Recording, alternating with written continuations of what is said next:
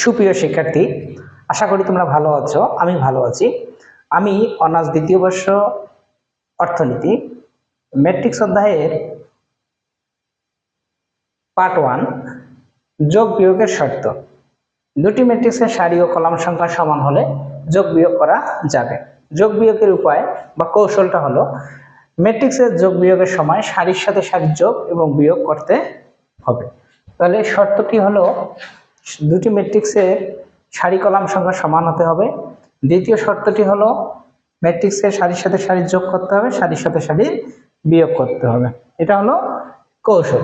এখন সারি আর কৌশলটা মানে সারি আর কলামটা কি? এখন সারি আর কলামটা এখন চিনতে হবে আমাদের। তাহলে আমরা সহজ কথায় বুঝি, যতগুলো রাস্তা আছে এগুলো হবে সারি, মানে এগুলো যতগুলো রাস্তা মানে শুয়ে আছে যেগুলো, ওগুলোকে বলবো সারি। তাহলে এগুলোকে বলবো আমরা সারি। কি বলবো? সারি। যতগুলো রাস্তা আছে সবগুলোকে বলবো সারি, আর যতগুলো শুয়ে আছে এগুলোকে আমরা বলবো কলাম। কলাম, এগুলোকে বলবো আমরা কলাম। তাহলে যতগুলো সারি আছে সেগুলো মানে শুয়ে আছে সবগুলো সারি, যতগুলো শুয়ে আছে সেগুলোকে বলবো কলাম। তাহলে সহজ কথা হলো যেগুলো খাড়াইয়ে মানে দাঁড়িয়ে আছে, যেমন কলার গাছ, সুপারির গাছ, এগুলোকে কলাম। আর যেগুলো শুয়ে আছে যেমন রাস্তা, সেগুলো হলো সারি। সারি এখানে আছে। তাহলে সারি আর কলামটা আগে চিনব। তাহলে আমরা প্রথম অঙ্কটা হলো, মনে করেন এ একটা দিলাম 4 2 5 3 এরকম দিলাম। এ বি সমান কত? 1 নম্বর অঙ্ক।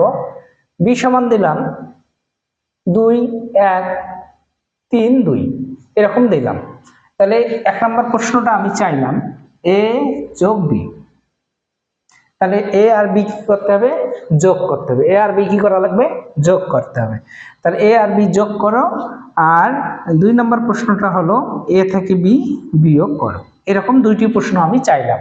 তাহলে 1 নম্বর প্রশ্নটা আমাকে করতে হবে আগে, সেটি হলো 4 2 5 3 এরকম করে আমি করলাম। তাহলে যোগ চিহ্ন না বিয়োগ চিহ্ন? যোগ। তাহলে 2 1 3 2, তাহলে 4 2 3 5 আর 2 1 3 2। এখন আমরা যদি যোগ করতে যাই, যোগ করার নিয়ম হলো কি 4 আর 2 কত? 6। সারির সাথে সারির যোগ করবো। আর যদি না পারি তাহলে এই যে সারি যোগ সারি, সারি যোগ সারি, তারপরে হবে 2 যোগ 1। তার মানে কি 4 এর সাথে 2 যোগ, 2 এর সাথে 1 যোগ, 5 এর সাথে কত যোগ? 5 এর সাথে 3 যোগ, আবার 3 এর সাথে 2 যোগ।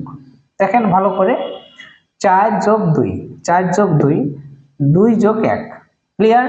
5 যোগ 3, 3 যোগ 2। তাহলে আমরা এটাকে আমরা যোগ করে দিই এখন। 4 এর 2 কত? 6, 2 এর 1 কত? 3, 5 আর 3 8, আর 3 আর 2 5। এটা হলো কার উত্তর? এ আর বি যোগের উত্তর। তাহলে এ মানে 4 2 5 3, বি মানে হলো 2 1 3 2। তাহলে এর মানে হলো 4 2 5 3, বি মানে হলো 2 1 3 2। ক্লিয়ার? এখন 2 আর 4 আর 2 যোগ করেছি, 2 আর 1 যোগ করেছি, 5 আর 3 যোগ করেছি, 3 আর 2 যোগ করেছি। তাহলে তোমাদের কন্ডিশনটা হলো এখানে কয় সারি? দেখেন 2 সারি, 2 সারি 2 কলাম, 2 সারি 2 কলাম। সারি কলাম সমান তাহলে যোগ আর বিয়োগ করা যাবে, এই জন্য আমরা যোগ করেছি। এখন আমরা যদি বিয়োগ করতে যাই তাহলে এ মাইনাস কি বি। তাহলে এর মান কত বলেন? এর মান হলো 4 2 5 3 বিয়োগ 2 1 3 2। ক্লিয়ার? তাহলে আমরা এখন কি করব দেখেন, 4 থেকে 2 বাদ, 2 থেকে 1 বাদ, 5 থেকে 3 বাদ, 3 থেকে 2 বাদ। ঠিক আছে? এখন 4 থেকে 2 বাদ, 2 থেকে 1 বাদ, 5 থেকে 3 বাদ, 3 থেকে 2 বাদ। তাহলে এখন কন্ডিশনে আসেন। তাহলে 4 থেকে 2 বাদ দিলে 2 1, 3 থেকে 2 বাদ দিলে হয় 5, বাদ দিলে হয় 5 থেকে 3 বাদ দিলে 2 আর হলো 1।